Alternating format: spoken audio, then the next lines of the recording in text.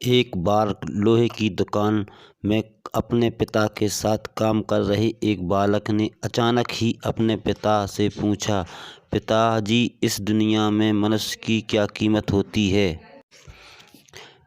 पिताजी एक छोटे से बच्चे से ऐसा गंभीर सवाल सुनकर हैरान रह गए।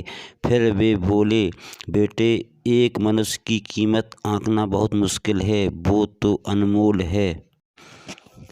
बालक, क्या सभी उतने ही कीमती और महत्वपूर्ण हैं? पिताजी, हाँ बेटे। बालक के कुछ पल्ले पड़ा नहीं। उसने फिर सवाल किया, तो फिर इस दुनिया में कोई गरीब तो कोई अमीर क्यों है? किसी की कम इज्जत तो किसी की ज़्यादा क्यों होती है? सवाल सुनकर पिताजी कुछ देर तक शांत रहे और फिर बालक से स्टोर रूम में पड़ा एक लोहे की रॉड लाने को कहा। रॉड लाते ही पिता ने पूछा, इसकी क्या कीमत होगी? बालक, लगभग 300 रुपये। पिताजी, अगर मैं इसके बहुत से छोटे छोटे टुकड़े कील बना दूं तो इसकी कीमत क्या होगी?